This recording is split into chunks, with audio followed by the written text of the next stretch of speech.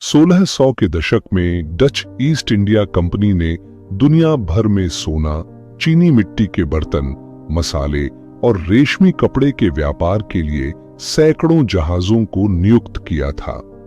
लेकिन इस विशाल संचालन को चलाना सस्ता नहीं था।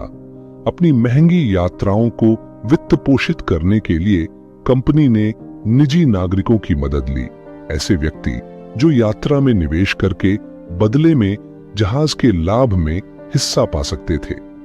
इस अभ्यास ने कंपनी को और भी भव्य यात्राएं करने में सक्षम बनाया, जिससे कंपनी और उनके चालाक निवेशकों दोनों को अधिक लाभ हुआ।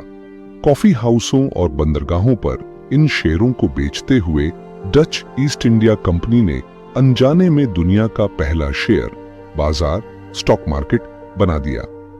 तब से कंपनियां अपने व्यापारों को समर्थन देने के लिए इच्छुक निवेशकों से धन इकट्ठा करती आ रही है। आज के समय में शेयर बाजार इतना बढ़ चुका है कि इसके लिए स्कूल, करियर और यहां तक कि पूरे टेलीविजन चैनल तक समर्पित हैं।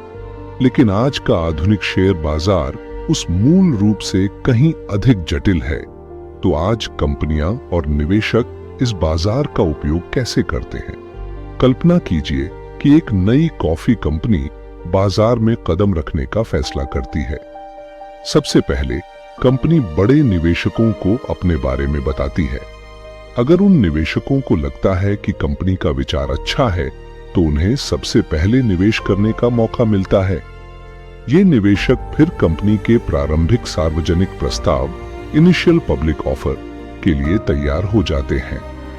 पब्लिक ऑफरिंग आईपीओ को प्रायोजित करते हैं। आईपीओ के जरिए कंपनी औपचारिक रूप से सार्वजनिक बाजार में प्रवेश करती है, जहां कोई भी कंपनी या व्यक्ति जिसे लगता है कि कंपनी लाभ कमा सकती है, उसका स्टॉक, शेयर खरीद सकता है। स्टॉक खरीदने का मतलब है कि निवेशक उस व्यवसाय के जज्बी मालिक बन जाते हैं। उनका निवेश कंपनी को आगे बढ़ने में मदद करता है और जैसे जैसे कंपनी सफल होती जाती है, और भी लोग स्टॉक खरीदने के लिए आकर्षित होते हैं। जैसे जैसे स्टॉक्स की मांग बढ़ती है, उनकी कीमत भी बढ़ती है। इससे जो लोग पहले से स्टॉक्स के मालिक होते हैं, उनके शेयरों की कीमत और बढ़ जाती है। कंपनी के लिए यह बढ़ती रुचि नई पहलों को शुरू करने में मदद करती है। साथ ही यह दिखाती है कि कितने लोग उनके विचार में निवेश करने को तैयार हैं, जिससे कंपनी का कुल बाजार मूल्य, मार्केट वैल्यू बढ़ता है। हालांकि अगर किसी कारणवश कंपनी कम लाभदायक लगने लगे, तो इसका उल्टा भी हो सकता है। अगर निवेशकों को लगे कि कंपनी के शेयरों का मूल्य घटने वाला है, तो वे अपने स्टॉक्स बेच देते हैं ताकि नुकसान से पहले कुछ मुनाफा ले सकें। जब स्टॉक्स बेचे जाते हैं और उनकी मांग घटती है, तो शेयर की कीमत गिरने लगती है और इसके साथ ही कंपनी का बाजार मूल्य भी गिरता है। इससे निवेशकों को बड़ा नुकसान हो सकता है, जब तक कि कंपनी दोबारा लाभदायक न लगने लगे। यह सप्लाई और डिमांड की यह झूलती व्यवस्था कई कारकों से प्रभावित होती है। कंपनियां ऐसे बाजार बलों, मार्केट फोर्सेस के अधीन होती हैं, जैसे कि कच्चे माल की कीमतों में उतार चढ़ाव, उत्पादन तकनीक में बदलाव और श्रम लागतों में बदलाव। निवेशक नेतृत्व परिवर्तन, बुरी खबरों या नई नीतियों और व्यापार कानूनों से भी चिंतित हो सकते हैं। और कभी-कभी तो निवेशक सिर्फ अपने व्यक्तिगत कारणों से मुनाफे वाले स्टॉक्स को बेच देते हैं। इन सब कारणों से बाजार में रोज बदलाव आता है, जो कंपनियों को कभी ज्यादा तो कभी कम सफल दिखा सकता है।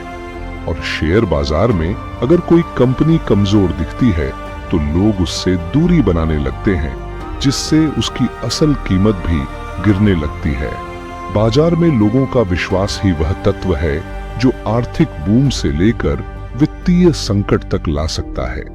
और यही भरोसे वाला हिस्सा सबसे मुश्किल से मापा जा सकता है।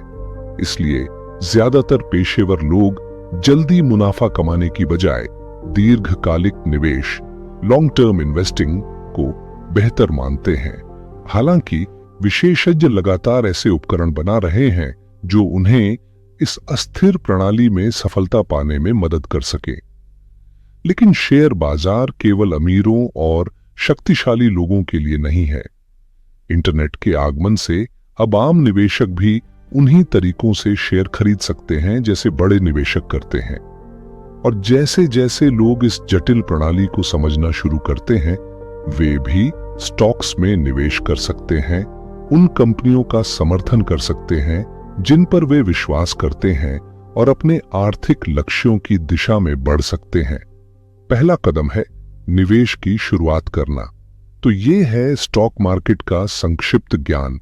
अच्छा लगा तो लाइक करें, दोस्तों तक शेयर करें और चैनल को सब्सक्राइब भी जरूर करें।